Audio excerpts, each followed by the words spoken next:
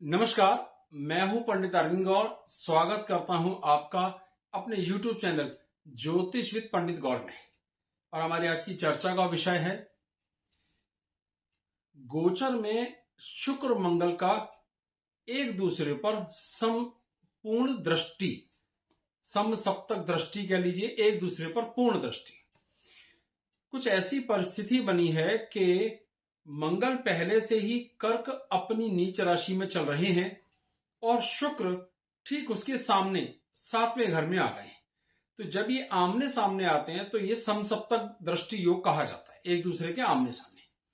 यहां पर बृहस्पति भी एक रोल अदा कर रहे हैं। वो पहले से ही बड़े लंबे समय से वृषभ राशि में चल रहे हैं और उनकी नीच दृष्टि शुक्र पर पड़ रही है। तो मंगल अपनी उच्च दृष्टि से देख रहे हैं, जबरदस्त प्रभाव डालेंगे। शुक्र वहां मित्र है पहले से ही, और गुरु अपनी नीच दृष्टि से देख रहा है। तो गुरु कुछ हद तक यहां स्थितियों को खराब कर रहे हैं, अच्छा नहीं कर रहे। मंगल यहां जबरदस्त प्रभावित कर रहे हैं। तो इस पूरे चीज में लीड कौन करेगा? मंगल, क्योंकि वो अपनी उच्च दृष्टि से शुक्र को प्रभावित करेगा। शुक्र प्रेम का कंट्रोलर है, आनंद का कंट्रोलर है, और मंगल उन रूल्स को, उन नियमों को तोड़ने का कंट्रोलर है जो बनाए जाते हैं या जो समाज में पहले से बने हुए हैं। तो कहीं ना कहीं इसे ज्यादा कड़वा ना करके हम मीठे तौर पर ऐसे ले लेते हैं कि ये प्रेम का कंट्रोलर है। प्रेम, किस तरीके से प्रेम देखें या प्रेम को कैसे देखना चाहिए। अब ये प्रेम सात्विकता है, बृहस्पति की कुछ कृपा के कारण समझ लो, और आपका हृदय निर्मल है, तो ये प्रेम हुआ मीठी बात। अन्यथा ये प्रेम हुआ कड़वी बात, यानी शरारत और आपकी चंचलता। तो एक एक करके सभी लग्नों पे समझते हैं। मेष लगन की स्थिति देखिए कि लगन के स्वामी हैं मंगल, और सप्तम भाव यानी आपके जीवन साथी के स्वामी हैं शुक्र, और ये दोनों आमने सामने बैठे हैं। और मंगल की पूर्ण उच्च दृष्टि पड़ रही है, और यहां बृहस्पति की भी दृष्टि पड़ रही है जो भाग्य के स्वामी और 12वें घर के स्वामी है। तो न्यूट्रल इफेक्ट रखते हैं, कोई ज्यादा नुकसान नहीं है, यहां ठीक है। तो मंगल कहीं ना कहीं आपको, क्योंकि वो 7वें घर से संबंधित है शुक्र, इसलिए चंचलता मन में देगा, थोड़ा रसिक बनाएगा। अगर आप ठीक से रहे तो जीवन का आनंद लेंगे। आपने गड़बड़ियां की, प्रेम से संबंधित, या कलंक योग बनाया, शुक्र मंगल इकट्ठे होंगे तो ये कलंक योग बनाते हैं, तो फिर आपको इसका अपमान देखना पड़ सकता है। तो फिर समझिए कैसे कि मंगल लगन का स्वामी है, शुक्र 7वें घर का स्वामी है, दोनों आमने सामने बैठे हैं। मंगल अपनी उच्च दृष्टि से देखकर जबरदस्त प्रभाव शुक्र पर डाल रहा है, और शुक्र है प्रेम और मंगल है विरोध, समाज के बनाए नियमों का। तो अर्थ ये हुआ कि एक्स्ट्रा मैरिटल अफेयर होने की गुंजाइश बढ़ेगी, या प्रेम होने की गुंजाइश बढ़ेगी। ज्यादा अच्छा लगता है सुनने में। अब इसी बात को वृषभ लगन से देखते हैं, सेम स्थिति हो गई। लगन के स्वामी शुक्र और सप्तम के स्वामी मंगल, और मंगल अपनी नीच राशि में। तो वैवाहिक जीवन, अपने परिवार से तो थोड़ा सा ध्यान हटेगा और चंचलताओं की तरफ बढ़ेगा। तो कहीं ना कहीं अगर आप सावधान न रहे तो प्रेम या प्रेम की गुंजाइश देखने में आ सकती है, या कभी कभी प्रेम का लांछन भी लग सकता है। तो सावधान रखेंगे, सावधानी रखेंगे तो ज्यादा कोई नुकसान नहीं होने वाला है। तो इसमें भी प्रेम बढ़ता है, आनंद बढ़ता है, घूमना फिरना बढ़ता है, इसमें कोई ज्यादा नुकसान देखने में नहीं आता है। इसको भी समझना है। तो ये वृषभ की बात हो गई। इसी बात को मिथुन पर देखते हैं। अब मिथुन के लिए वो 12वें घर का स्वामी है और 6ठे घर का स्वामी भी है। दो त्रिक भावों का स्वामी होकर एक दूसरे को देख रहे हैं। तो इसका जो इंपैक्ट है वो कुछ हद तक खराब आने वाला है। इसका अर्थ ये निकलेगा कि आपको कुछ ऐसी हेल्थ इश्यूज हो सकते हैं, आपकी बदनामी थोड़ी बहुत हो सकती है, ये हो सकता है। तो थोड़ा ध्यान रखना, विपरीत लिंग के मित्र के साथ सावधानी बरतने की कोशिश करनी चाहिए। कहीं ना कहीं इसका नुकसान देखने में आएगा। बृहस्पति की दृष्टि भी यहां पर विशेष लाभ नहीं दे रही, क्योंकि वो भी 12वें घर से देख रहा है। तो थोड़ा सा अपने क्रियाकलापों को संभालिए तो फायदे में रहिएगा। कर्क की बात करते हैं। अब कर्क के लिए लगन में मंगल बैठे हैं और सप्तम भाव में शुक्र। तो लग्न यानी कि आप स्वयं और सप्तम यानी जीवन साथी। तो निश्चित रूप से यहां फिर वही खींचतान और झमेला।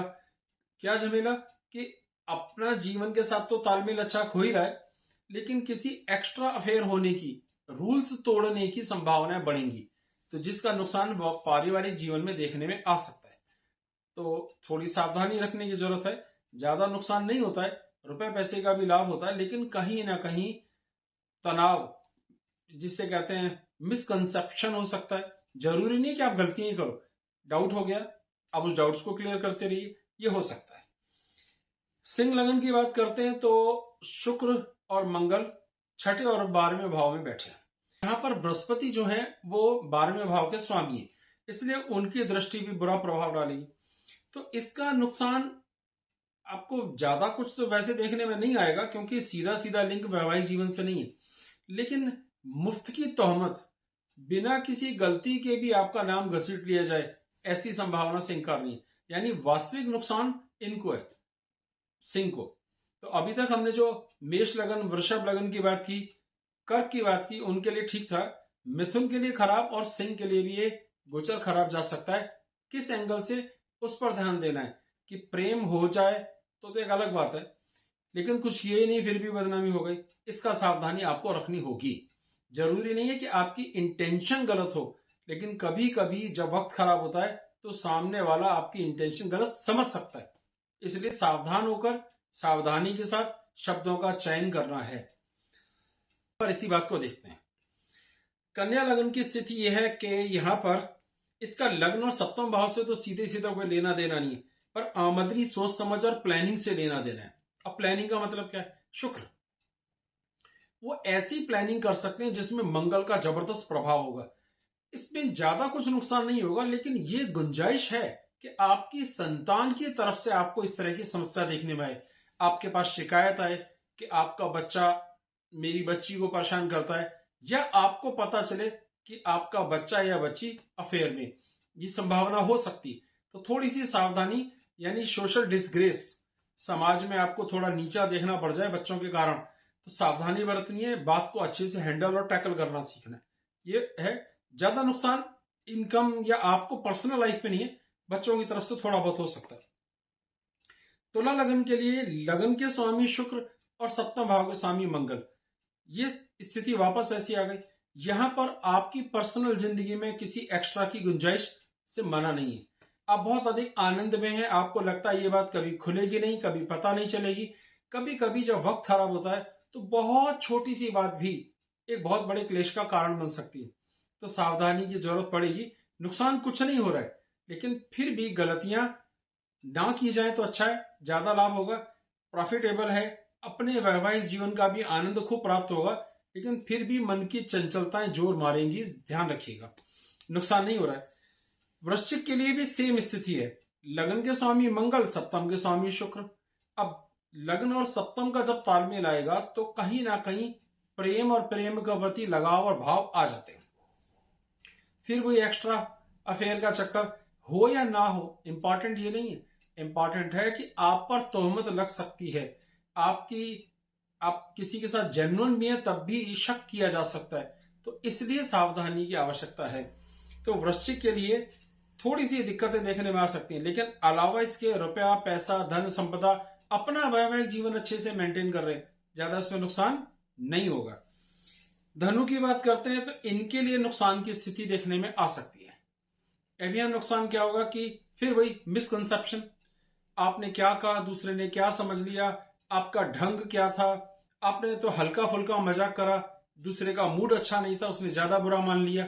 तो अगर शब्दों का चयन ठीक ना रखा, क्योंकि मंगल की दृष्टि दूसरे भाव पर पड़ रही है जहां से हमने भाषा को देखना है, तो आपका किया हुआ मजाक भी आप पर तोहमत लगा सकता है। कभी कभी वक्त खराब हो तो किसी को भाभी जी कहने पे भी शिकायत हो सकती है, तो थोड़ी सी सावधानी की जरूरत पड़ेगी। अब बात आती है मकर की। मकर के लिए लगन में शुक्र बैठेंगे और सप्तम भाव में मंगल। जब भी लग्न और सप्तम आएंगे तो वैवाहिक जीवन तो ठीक रहेगा, लेकिन एक्स्ट्रा की गुंजाइश बढ़ जाएगी।